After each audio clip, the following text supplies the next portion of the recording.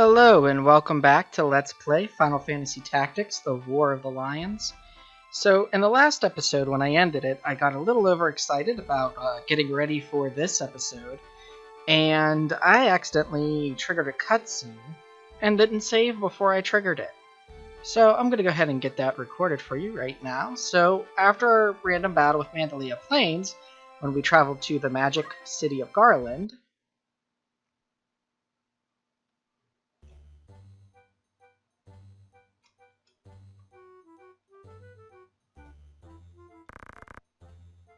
did you notice?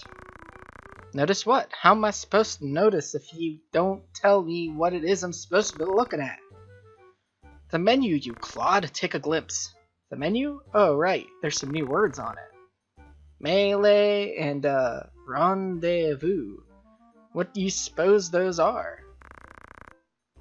Some new manner of challenges, as I hear it. Melee battles are for sparring. Sounds like a rum way to test your sword arm.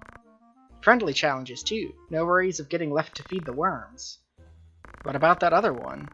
Rendezvous? Well, sometimes people look to hire two groups of adventurers for a job. That's how you meet up with the other one.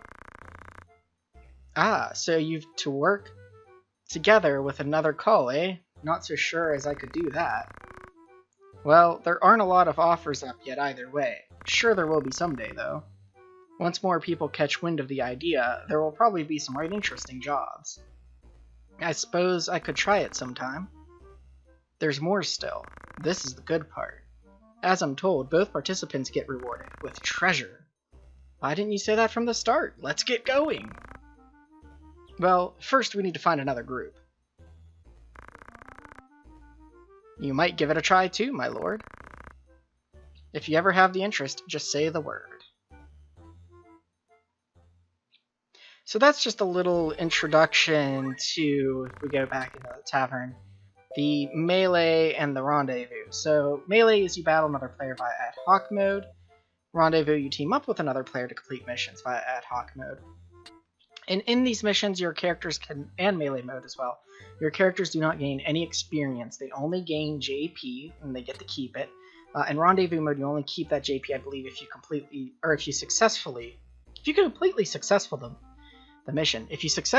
complete the mission. Whereas with melee, no matter what the outcome of the battle is, you get to keep them. You also get treasure based off of how you perform in both rendezvous and melee, and sometimes you can get things that are better than what you can buy at the outfitter. So that's it for that. I just wanted to show that off, and I will be right back with our actual game. And we're back. So I went ahead and took care of all of the shopping that I needed to do in the magic city of Garland, and also adjusted my classes for what I want for this battle. And so we're going to go ahead and move on to the Siedge Weald. I also learned a few abilities, and I'll show them in battle here. But so for Ramza, I gave him a longsword, plumed hat, leather clothing, and battle boots. And also learned the reaction ability Parry, which is with that percentage that I showed before, I believe. If we look under weapon power, how there is under R for right hand, a 5 and a 10. 5 is the power given by the weapon, and 10% is the evade that is given if the reaction ability parry goes, or for the reaction ability parry. So set him up like that. And for the next person here, Percival made him a chemist, gave him a mithril knife, plumed hat, and leather clothing, with fundaments as the second ability.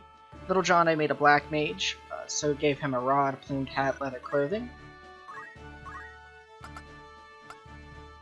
And Rosa made a knight, gave her a longsword, the escutcheon, bronze helm, and leather armor with fundaments as a second ability. And the black mage also has items as a second ability.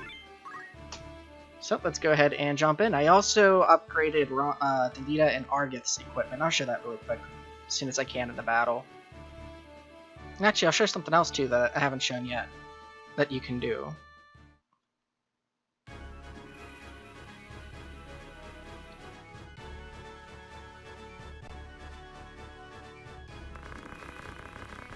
Our luck is ill that we should chance upon fiends such as these in the wood. Some of us prefer fiends in a wood to a dull watch in Castle Garrett's, Argith. And some of us are not so quick to jape in danger's face. Considering he just saw all of his buddies murdered like a couple days ago and the Marquis captured, I think that's understandable. Enough talk. They come.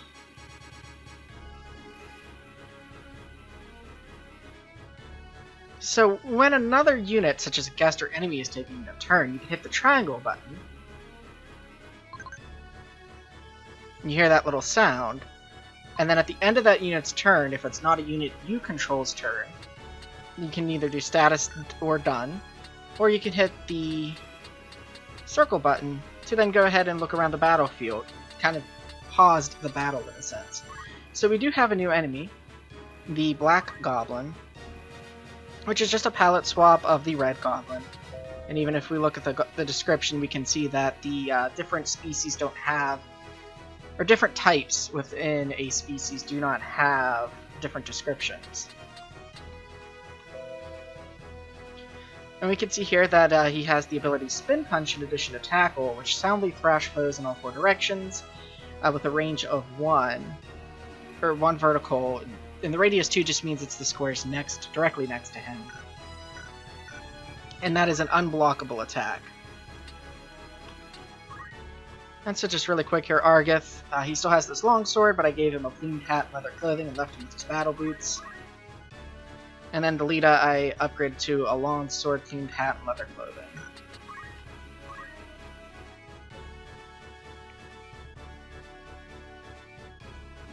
Ramza doesn't have any abilities that we haven't seen before. Now I don't want to rush. I could go and melee attack this Black Goblin, but I don't want to rush ahead and get too beat up. So we're just going to go ahead and stone him.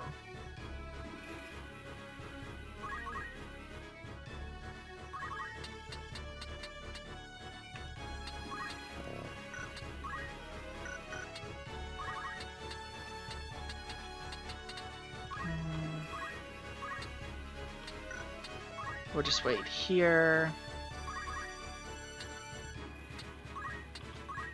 I believe that Percival does know one item, though I don't have any of it.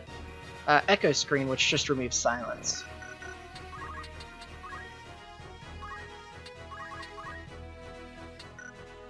Now, Little John, I did teach Thunder and Blizzard. And the reason I did both is because Blizzard, the goblins are weak to. But Thunder, I find the Thunder family of spells tends to be a bit more useful. Let's see real quick here. What turn are your attack going to go off? 7. So you're not actually going to get to hit anybody with that. So let's just go ahead and move and wait. But yeah, so there are weather effects in the game that can either weaken a family of magic or strengthen a family of magic. And Thunder tends to be the most useful with these. They're strengthened by thunderstorms, which are probably the most occurring weather pattern that strengthens magic. Blizzard is strengthened by blizzards, which are very rare. I think there's only a couple instances of that in the game. And I don't remember offhand what strengthens fire, but it's very, very rare. Now, there is a status that can be applied called the Oil status, that will strengthen fire attacks on a unit that's under its effects. But I believe the only thing that can apply Oil status is, at least in the single-player game, are these bomb-type enemies, which actually, they're new too, now that I think about it. So let's just show them really quick. So they're a monster enveloped by raging flames that feed on a highly flammable oil exuded by its body. So they have the innate abilities Counter and Levitate. They're weak to water, they absorb fire, obviously earth doesn't hurt them since they levitate, and they have ice. They also cannot enter water, but because they levitate, they float over the water. And one more thing about them, they do have the Bite ability, which is just a basic melee attack by biting with an enormous mouth. They also have Self-Destruct, which has a little bit of a range, and it inflicts damage in the surrounding area. It also gives the status effect I was talking about, Oil. Now we actually have some enemies in range. Let's go ahead and kill this Black Goblin.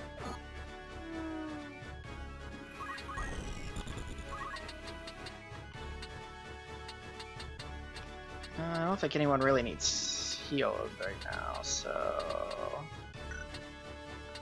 I can't reach anybody to attack them, so let's go from the forefront here.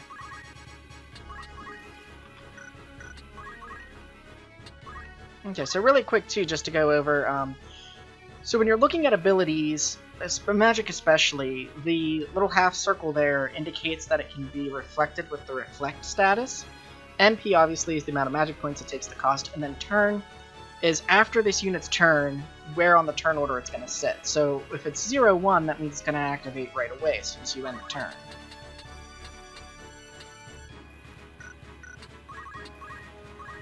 Which means if I move forward one, I can then thunder both of these.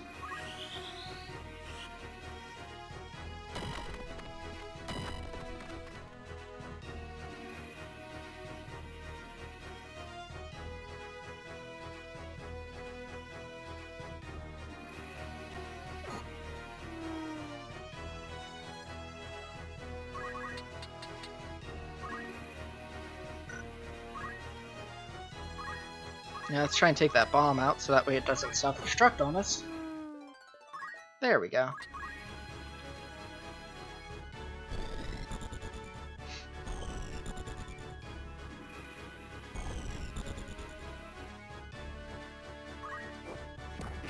And hopefully I can get my chemist some JP here. Alright, so now my knight has been inflicted with the blind status, and what that does is it doubles any evasion rates of the enemy. So if I go to attack from the front of these monsters, their base evasion will be doubled for that attack.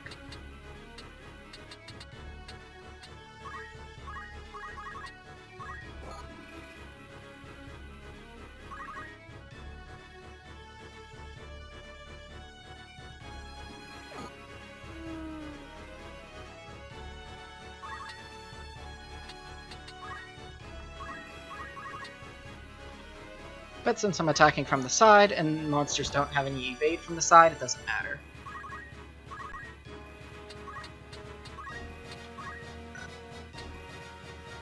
Another thing that you can do too to check the turn order is in the ability menu you can hit the right button, and you'll see where in the turn order that spell will take place.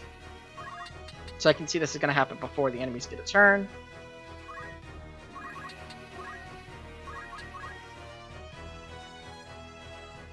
And it's probably going to kill both of them because they're weak to Blizzard. So I'm just going to do a quick attack on my chemist.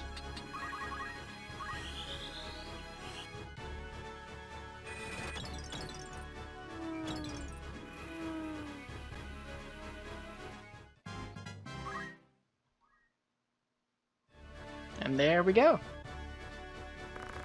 Bit of a quick battle. Once we are clear of the Weald, we should soon reach Dorter.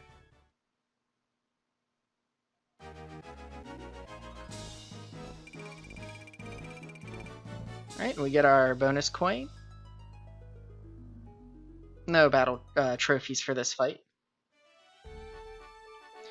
And that's it for the fight. So in the next episode, we'll go ahead and move over to the merchant city of Dorter. This has been a little bit of a shorter episode. But I'd like to thank you for watching, and I'll see you in the next video.